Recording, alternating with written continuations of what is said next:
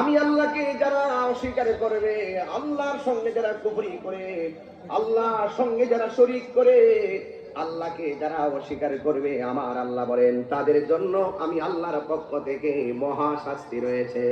এই শাস্তিটা কেমন জানেন? বিসাল মাসির, অনেক নিন্দনীয় শাস্তি।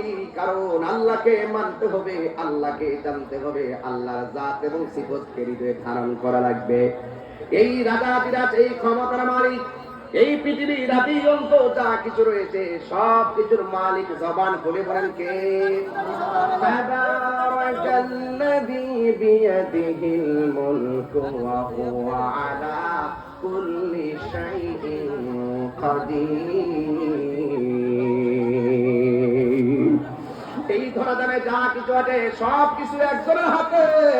জবান খুলে বলুন তিনি কে? এই বিশাল বড় প্যান্ডেলটা সাজাইছেন, কতগুলো পর্দা লাগাইছেন, কিন্তু পাতলা পর্দাটাকে টানাইতে যাইয়া কতগুলো বাঁশের খুঁটি ব্যবহার করা লেগেছে। অথচ আমার আল্লাহ কোরআনের মধ্যে বলছেন, আল্লাযী খালাকা সাবআ সামাওয়াতিন তিবাকা, আমি আল্লাহ আসমানটারে বানাইলাম, 7টা স্তরে আসমানটারে বানাইলাম। একটা স্তর থেকে আরেকটা স্তরে যাইতে 500 বছর রাস্তা। জবান খুলে বলেন আল্লাহু আকবার। মা তারা ফি খালকির রহমানি মিন তাফাউত, তোমরা তাকিয়ে দেখো না, তোমরা তাকিয়ে দেখো না, ওই আসমানের মাঝে কোনো ত্রুটি খুঁজে পাবে না। ফারজিল বাসার, আবার তাকায় দেখো, অথবা কাররাতাইন, বারবার তাকায় দেখো, কিন্তু তোমরা এই আসমানের ভিতরে আল্লাহর সৃষ্টির মাঝে কোনো ত্রুটি খুঁজে পাবে না। এখন আমি করইতলাবাসী, নবীনগরবাসী সবার কাছে জানতে চাই, খুঁটিবিহীন এই বিশাল আকাশটা বানাইছে কে? এত সুন্দর আকাশ, বাতাস বাতাস বাতাস রে, ফ্যানের বাতাস গায়ে লাগাইলে বিল গুনতে হয়, এসির বাতাস গায়ে লাগাইলে বিল গুনতে হয়। ও যুবক, তাকায়া দেখেন আমার আল্লাহ এত সুন্দর নদীর পাড়ের বাতাস তোমার জন্য আমার জন্য দিয়েছেন, 1 টাকাও বিল দেওয়া লাগে না। আল্লাহ বলে, বান্দারে তারা শুধুমাত্র আমি আল্লাহর নিয়ামত পাইয়া শুকরিয়া আদায় করবি। আমি আল্লাহর শুকরিয়া যখন আদায় করবি, আমি আল্লাহ তোমাদেরকে রহমতের চাদর দিয়া ঢাকিয়া নিব।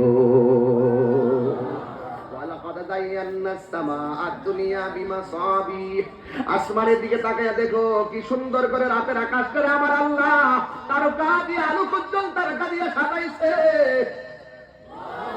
কি দিয়ে আমার রবকে চিনাবো? আমার মালিক কত দয়াবান, আমার মালিক কত নিয়ামত। হাতের উপরে চামড়াটা উপরে না দিয়ে নিচে দিলে গরম ধরতে পারতাম না।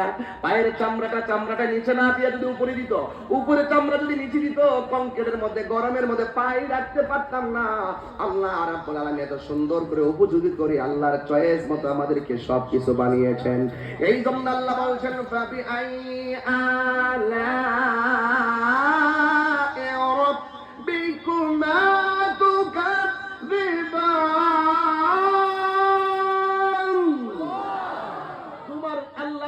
থেকে তুমি যেহেতু নিয়ামত পেয়েছো, তুমি তোমার রবের কোন কোন নিয়ামতকে অস্বীকার করবে? আল্লাহ বলে, বান্দা আমি তোরে বড় মায়া করে বানাইছি, খলাকতু বিয়াদাইয়া, আমি আল্লাহ তোর চেহারাটারে নিজেরা কুদরতি হাত দিয়া পছন্দ মতো বানাইছি।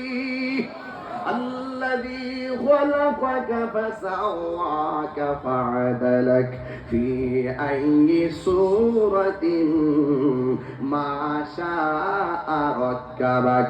আল্লাহ রাব্বুল আলামিন বলেন, আমি আল্লাহ এই পৃথিবীটাকে সুন্দর করে সন্নিবেশিত করেছি। আমি আল্লাহ যেমন ভাবে চেয়েছি বান্দারে বানাইছি।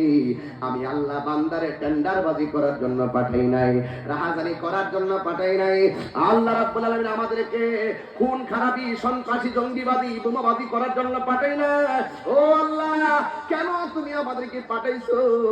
আল্লাহ রাব্বুল আলামিন কোরআনে বলে দিয়েছেন, ওয়া মা খালাকতুল জিন্না ওয়াল ইনসা ইল্লা লিয়াবুদুন। আল্লাহ রাব্বুল আলামিন বলেন, আমি মানুষ এবং জিন জাতিকে সৃষ্টি করেছি একমাত্র আমি আল্লাহর গোলামি করার জন্য। গোলামি হয় নামাজের মাধ্যমে, গোলামি হবে রোজার মাধ্যমে, যাকাতের মাধ্যমে, হজের মাধ্যমে গোলামি হবে। আল্লাহ বলছেন তোমরা যখন আমি আল্লাহকে স্মরণ করবা, ফাযকুরুনি আযকুরুকুম ওয়াশকুরুলি ওয়ালা তাকফুরুন। আল্লাহ রাব্বুল আলামিন বলেন তোমরা যখন আমি আল্লাহকে স্মরণ করবা, আমি আল্লাহ তোমাদেরকে স্মরণ করব। সুবহানাল্লাহ বলেন না? ও আল্লাহ, করই করা থেকে বুঝতে পেরেছি আমরা তোমাকে স্মরণ করি ইবাদতের মাধ্যমে। আর তুমি যে বলছো আমাদেরকে স্মরণ করবা, তুমি কিসের মাধ্যমে আমাদেরকে স্মরণ করবা? তাফসীরের মধ্যে এসেছে আযকুরুকুম আই বিরহমাতি ওয়াল মাগফিরা। আমি আল্লাহ রাব্বুল আলামিন তোমাদেরকে স্মরণ করব আমার রহমত দিয়া, আর আমি আল্লাহর পক্ষ থেকে তোমাদের জীবনের গুনাহগুলো ক্ষমা করে দিয়া। গুনাহ মাফের মালিক কে? আর জোরে কোন কে? ও বন্ধুরে, আল্লাহ বলছেন কাইফা তাকফুরুনা বিল্লাহি ওয়া কুনতুম আমওয়াতান ফাআহইয়াকুম সুম্মা ইউমীতুকুম সুম্মা ইহয়ীকুম সুম্মা ইলাইহি তুরজাউন।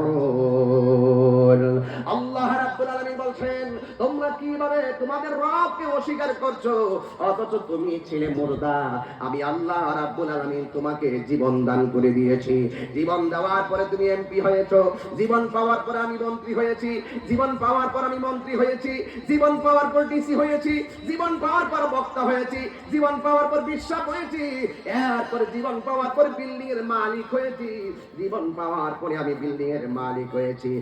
যুবক ভাইয়ের আমার, এই যুবক ভাইয়ের আমার শুনে রাখেন, জীবন পাওয়ার পরে কেউ টিনের ঘরের মালিক, জীবন পাওয়ার পরে কেউ বিল্ডিং ঘরের মালিক, জীবন পাওয়ার পরে কেউ মাটির ঘরের মালিক, জীবন পাওয়ার পরে আমি অনেক কিছু হয়ে গেলাম।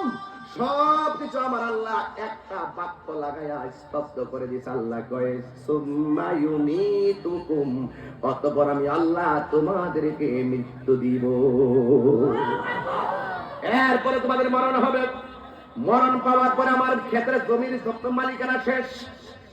পরের জায়গা পরের জমিন ঘর বানায় আমি রই, আমি তো সেই ঘরের মালিক নয়। দিনের বেলা বাস্তব এইগুলো রাত্রে 10টার পরে করতে পারতাম ঠান্ডা মাথায়, তাহলে বুঝাইতে পারতাম আমি কি বলতে চাই।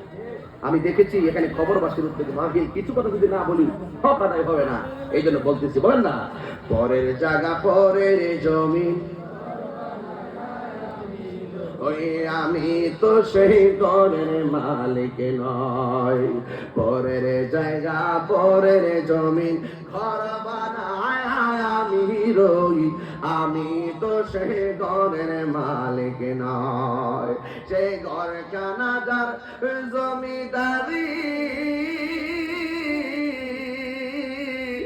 আমি পাই না তাহার হুকুম জারি, আমি চলি যে তার মন জোগায়া, আমি চলি যে তার মন জোগায়া, তাকিলাই মিলে না সয়, আমি তো সে ঘরের মালিক নয়।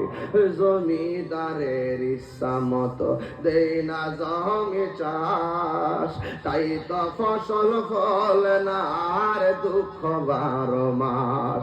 আমি খাজনা পাতি ছবি দিলাম,